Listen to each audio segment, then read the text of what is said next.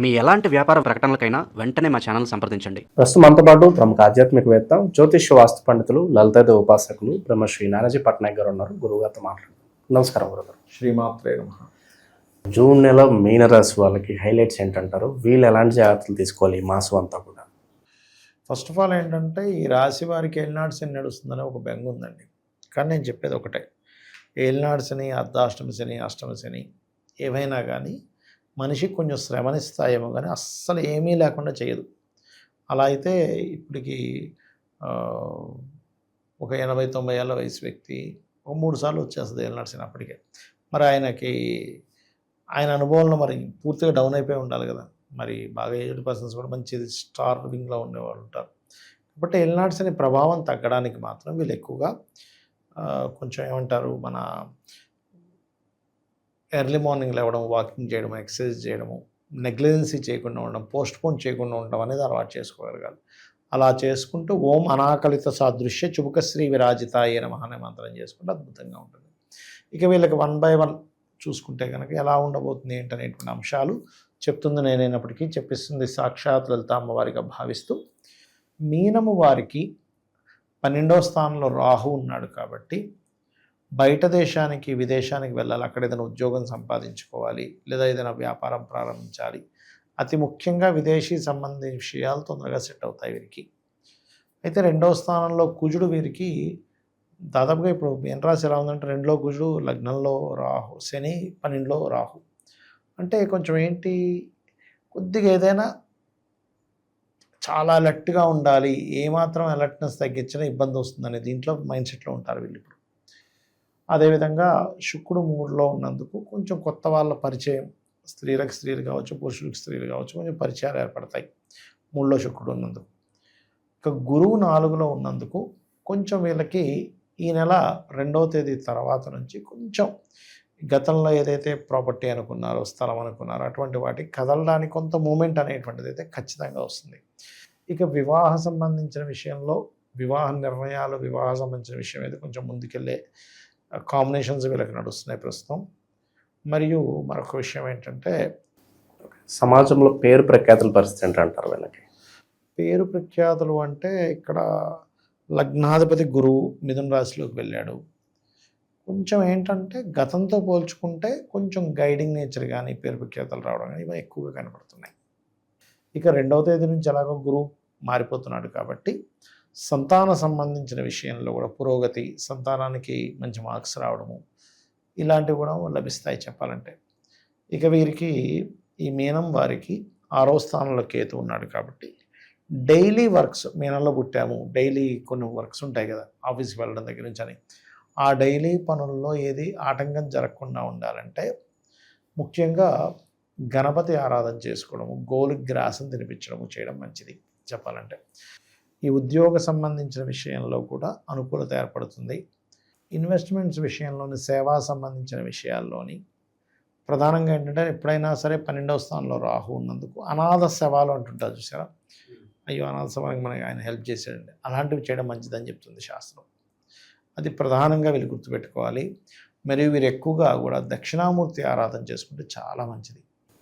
Okay, విద్యార్థుల పరిస్థితి ఏంటి గురుగారు?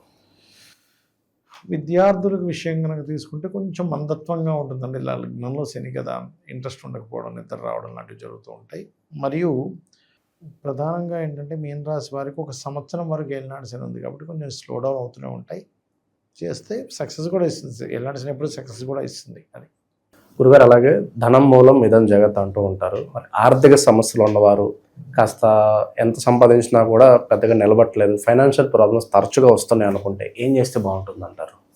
ఒకటండి, ధనం అనేటువంటిది యోగం. ఇది 2 రకాలుగా ఉంది. మీకు మీరుగా క్రియేట్ చేసుకుంటారా, లేకపోతే పూర్వజన్మ కర్మ బట్టే వస్తుంది. అయితే ఇక్కడ మనం అర్థం చేసుకోవాల్సింది ఏంటంటే ధనయోగం ఎంత బలంగా ఉంది. నెలకు ఒక 10,000, 15,000 సంపాదించే యోగంలో ఉందా? కొంతమంది 5,000కి, 3,000కి సంపాదించారు. 5,000కి ఒక ఆవిడ వెళ్తుంటుంది జాబ్కి, నేను చూసా. అలాగా అసలు మీకు ధనబలం కొంతే ఉందా, మీడియంగా ఉందా, హై లెవెల్లో ఉందా, ఇది జ్యోతిశాస్త్రంలో తెలుస్తుంది. అలాగే మీరు బిజినెస్ ద్వారా ధనయోగం ఉందా, లేకపోతే జాబ్ ద్వారా ధనయోగం ఉంది. ఆ బిజినెస్ కూడా ప్రోడక్ట్ రిలేటెడా లేకపోతే ఈ సర్వీస్ రిలేటెడా తెలుసుకోవాలి. ఎందుకంటే చాలామంది ఏదో మోసగా అలా వెళ్ళిపోతూ తర్వాత ఎక్కడో చూపించుకుంటే అయ్యో మీకు ఈ వ్యాపారంలో బాగా కలిసి వస్తుంది కదా అన్న అక్కడి నుంచి వాళ్ళు ఎదగడం నేను చూశాను. చాలామంది మామిడి పళ్ళ వ్యాపారం అనుకోండి, లేకపోతే ఇంకేదైనా స్వీట్ షాప్ అనుకోండి, అక్కడి నుంచి మనకి ఎలా అంటే వచ్చిందే ఉదాహరణ చెప్తా. ఒకతను ఒక హోటల్లో పనిచేసేవాడు. ఆయనకి పెద్ద శాలరీ ఉండేది కదా, ఎప్పుడు అవమానాలు, చాలా ఇబ్బందిగా ఉన్నప్పుడు నా దగ్గర ఎందుకో చూపించుకున్నప్పుడు నీకు హోటల్ బాగుంది కదా, అసలు ఫుడ్ రిలేటెడ్ కాంబినేషన్ బాగుంది కదా అంటే చంద్రుడు ఇస్తున్నాడు అక్కడ. ఇప్పుడు అతను సిటీలో 10 బ్రాంచ్లు ఉన్నాయి, లక్షల కొద్ది డబ్బు. అప్పుడు శాలరీకి సినిమాకి వెళ్ళాలంటే కూడా ఆలోచించేవాడు, అమ్మ ఇప్పుడు ఈ సినిమాకు 200 రూపాయల టికెట్ అవసరమా అని. ఇదంతా ఒక స్పామ్ ఆఫ్ 6-7 ఇయర్స్లో జరిగిన మార్పు ఇదంతా కూడా ఆ రకంగా అనమాట. సో కాబట్టి ఇది అయితే ఇక్కడ ఏంటంటే ఎవరికైనా ఫైనాన్షియల్ గ్రోత్ బాగా రావాలి, అసలు లగ్నం కూడా తెలియదు ఏం తెలియదు అంటే మాత్రం 2 నామాలు 48 నిమిషాలు చేయాలి. ముహూర్త కాలము అంటారు 48 నిమిషాలు. ఎందుకు 48 నిమిషాలు చేయాలండి, 20 నిమిషాలు కాదా అంటే నేను ఒకటే అడుగుతాను. ఇప్పుడు మీరు అన్నం వండుకుంటారు కదా, కుక్కర్లో ఒక 20 నిమిషాలు అయితేనే అన్నం ఉడుకుతుంది. 10 నిమిషాలుగా తీసేస్తానంటే ఉడకదు. అది ఏదైనా ఒక సమయం అనేది ఉంటుంది. ముహూర్త కాలం ఈజ్ మోస్ట్ ఇంపార్టెంట్. వీళ్ళు ఓం సంపత్కరీ సమారూఢ సింధుర వ్రజ సేవితాయ నమః, ఓం ధర్మాధ్యక్ష ధనాధ్యక్ష ధనధాన్య వివర్ధినే నమః. ఈ 2 నామాలు ఎవరైతే 48 నిమిషాలు చేస్తారో ఖచ్చితంగా వాళ్ళకి ఫైనాన్షియల్ గ్రోత్ అనేటువంటిది అమ్మవారు ఇస్తుంది.